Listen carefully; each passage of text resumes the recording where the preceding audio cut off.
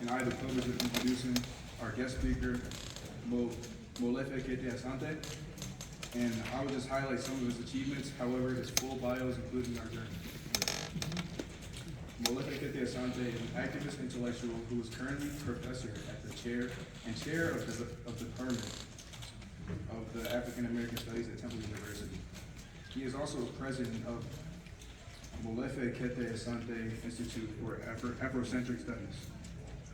He has been recognized as one of the 10 most widely cited African scholars, and he is also recognized as one of the most influential leaders in education. Asante has completed his MA at Pepperdine University and received a PhD from the University of California at the age of 26. He was appointed as a full professor at the age of 30 at the State University of New York and Buffalo. At Temple University, he created the first PhD program in African American Studies in 1989. He is a poet, a novelist, dramatist, and a painter. He is the international organizer for the Afrocentricity International, a global African organization involved in establishing new pathways to African identity and culture. I present to some and introduce to others Dr. Molefi Asante, a friend of my grandmother, Margot, and my grandfather, the late Dr. Donald Clark.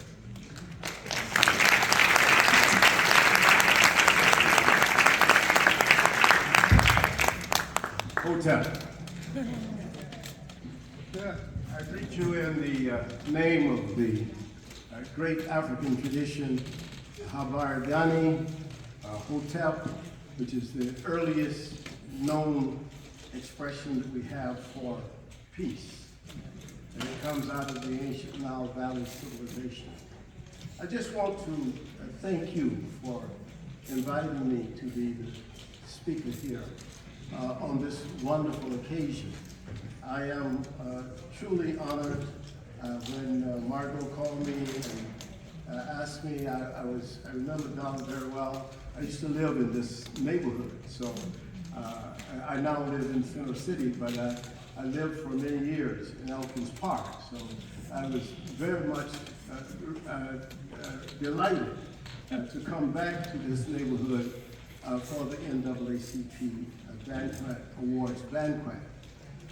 The NAACP, as you know, because you're a member, is a venerable organization, and it has, from its very inception at the beginning of the 20th century, been one of those organizations that has tried always to advance the notion of equity, diversity, and inclusion. So I want to start by saying to you that there's nothing wrong with diversity, and there's nothing wrong with inclusion or equity. And I think that you, as members of the NAACP, which is an organization that's always been multicultural from its very beginning, and multiracial, if you believe in the notion of race, which I don't, but we've always used that term, right? But the notion is that the NAACP has always advanced and worked toward the notion of an expansion of the American ideal, that which actually some people say was included in the thought of the founder, but was never realized because the founders themselves were also contradicted in their own morality. Many of them enslaved African people who were people who were actually against the idea that Africans should have the right to vote. And not only that Africans should not have the right to vote, but we shouldn't be counted in the census as full human beings. So there were problems with that. But nevertheless, inside the documents themselves, the documents revealed that there was a dream, an ideal that they had, at least for themselves. And it is through those ideals that we, as African people, and the Jewish people, and other people in this society, Latino people, have been able to fight and to push the boundaries of the American society, because we said, this is what you said. You said all people are created equal. Well, do you really believe that or not? Well, they didn't believe it initially. They were only talking about white males. But what happened was that we pushed, we fought, and we struggled to increase those borders and to say everybody should come in. Now let me tell you what the basis of that is in terms of our culture as African people, which is fundamental. The origin of Homo sapiens, that's who we all are in this room. We are Homo sapiens. There are no other races. We're Homo sapiens. The other so-called human races are all gone. Neanderthals are not here anymore. There may be some DNA that some few people have with Neanderthalian DNA, but they're not here. They're gone. Homo sapiens are here. 8 billion Homo sapiens. There are no Denisovans here. There are only Homo sapiens. The only race is humanity. Its origin is Africa.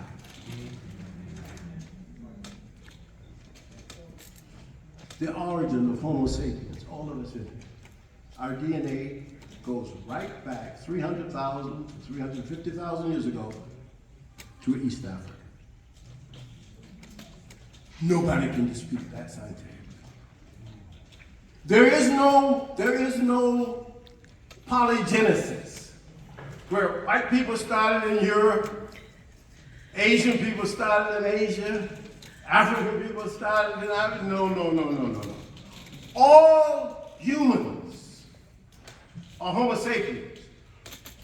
Before 70,000 years ago, all Homo sapiens were black. Because we had not left Africa. 70,000 years ago, Homo sapiens left the continent of Africa and went to all the other continents. 30,000 years ago, they made it to Europe. We're all the same. 99.9. All Homo sapiens. The belief in the unity of humanity was from the very beginning an African idea. It was a deeply African notion. And this is why even today people talk about Ubuntu. And they talk about Ubuntu, where is it coming from? It comes from the African idea. We're all the same. I am because of you. We are not, there's no isolation. This ruthless individualism that is a part of the Western tradition is a recent idea. It's not the ancient idea that the Africans had. So even though there were hundreds of different ethnic communities from Africa brought to the Americas, mostly to South America, where Brazil, a country with 57% African people, was the largest recipient of African people from the African continent during the slave trade. Colombia, Ecuador, Peru, Mexico, Canada, the United States, all had enslaved Africans.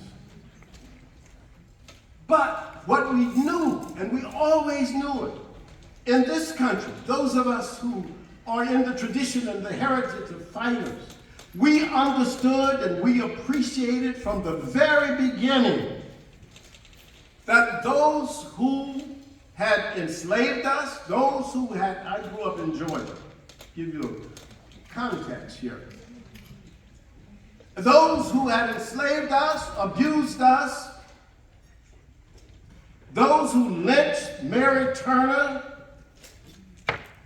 the great-grandmother of my nieces in Georgia, ripped her belly open, took out the fetus and stomped it to death. I know those histories. I know these people. In this tradition, we knew them as NAACP fighters, fighting for justice and fighting for right. In fact, in Mary Turner's case, Walter White, who's one of the great leaders of the NAACP, came down from New York to report on this. This was a terrible situation, but it happened so many times in African American history. I call it the betrayal of the dream. James Adams Truslow wrote a book in the 1940s about the Epic of America, in which he talked about the American dream. That's where the idea comes from. The American dream, the American dream. And Martin Luther King Jr. used it later. I have a dream. That dream was based on the fact of one humanity, that we all are human. And let me just say this. You know this as members of the NAACP, that no human life is any greater than another. And you must know that about Gaza and Israel, that no human life is worthless, neither Jewish nor Palestinian. But no human life can be more than another human's life. If we don't know that, then we don't know what the NAACP stood for. Because the NAACP stood for the fight that we had to understand that we were all humans. And as humans, we have this right to advance a moral and an ethical position. I was so happy to hear the rabbi speak about the young men of my generation, Goodman and Schwerner and Cheney. I knew that history. I was only a year younger than Emmett Till. I grew up in that era.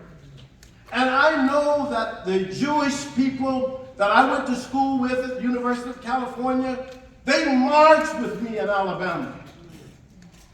They struggled with us. But I also know today that those same Jewish students will also be fighting for the people of Gaza and Palestine. They were different than a lot of people today. They felt the same, and we felt the same. We understood that the Holocaust was the most tremendous thing that had happened to the Jewish people, and we felt that. I felt that. I marched against fascism, and I march against it today. Let me tell you something. You can't forget that history. If you forget that history, you will be nothing. That is our source. You know the old ancient story, mythological story, some people say, of Heru and Set. It's a very powerful story. It is that Set fought against Heru, who was the son of Osa and Oseth. Set was his uncle, was Heru's uncle. He fought against him. And in the end, Heru, and our sister Sherry was coming to tell me where she was right here, was telling me about being in Kemet. Kemet, of course, is the African name for Egypt. Egypt is a Greek name, remember that. There's different things here. But Kemet, she was in Kemet. And she knows this if she went to Edfu. Edfu is a place where Heru defeated Set. And they say, the Africans say, that that's where good defeated evil. On that site, they built a temple to it. It's still there.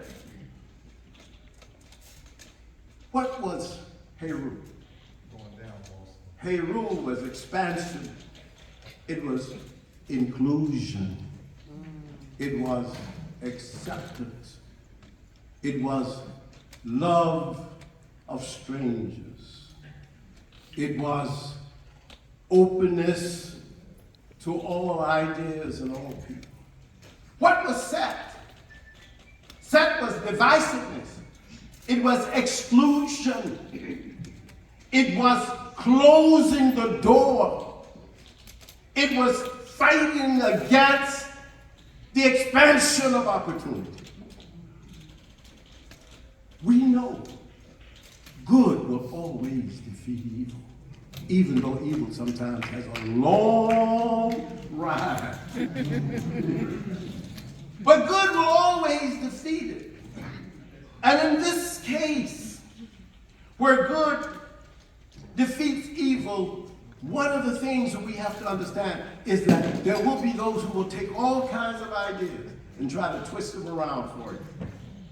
And then we began to get these ideas. We assumed these ideas. Someone said, well, you know, all those people that marched yesterday, they were Antifa. What does Antifa stand for? It stands for anti-fascist. They were anti-fascists. Now, there's no organization, Antifa, that I know of. I've never seen it. But there are people who are anti-fascists. I'm one. Who were the fascists? Mussolini was a fascist. Hitler was a fascist. I'm against people who believe in cult leadership. I'm against people who believe in militarizing the city and taking over neighborhoods in a militaristic way. That's fascism. I'm against people who don't want you to speak publicly and voice your opinion, to shut down the freedom of speech. That's fascism. Are there people against that? Yes, I'm one. But I'm not a member of Antifa. That's someone trying to create something that doesn't exist. We are anti-fascists. Someone tell you don't be woke. By all means, open your eyes. Don't let people tell you that something's wrong with being woke. The African people created that slang term. And you know what we created it for? To be enlightened. You ought to be woke. You can't walk around hating people and thinking that you are enlightened, thinking that you are Heru when you are set. You have to be woke. And so what they have done is taken the language of freedom and the language that is used to express the most valuable moral and ethical principles and turn that around and say that's bad. Diversity is bad. This country was born out of diversity. It was diverse before Europeans got here. There were hundreds of indigenous groups. The Comanches were not the same as the Apaches or the Cherokee. They were not the same as the Seminole. These were different ethnic. There was a diversity. But that diversity was not a diversity of race. Race is a false concept. It was created by Europeans. No African ever created the concept of race. There's no idea in Africa where we better have it. We got all these races. What the Africans said, no, is it, they'll always ask the Africans, what language do you hear? You say, well, I hear Tree. You say, well, I hear Zulu. I hear Yoruba. We didn't ask what race are you. We asked what language do you hear? You say, I hear Greek. But you are still a human. So that's the fundamental basis of my point to you today. One humanity. This false notion of the creation of race in order to create hierarchy started with probably with patriarchy. Patriarchy, hierarchy, separation, division, fighting against people and claiming that you're better than some other human being when we're all the same. It's insanity. You can't believe in that. You can't accept that. So stony the road we trod. Bitter the chastening rod felt in the days when hope unborn had died. And yet with a steady beat have not our weary feet come to the place for which our parents sighed.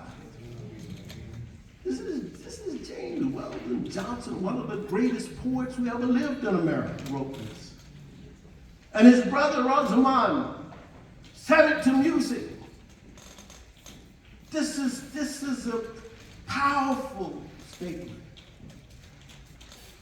Over a wave, you see. You're treading through the path of the blood of the slaughter, out of the gloomy past, till now we stand at last for the white gleam of a bright star in the sky. Thank you very much.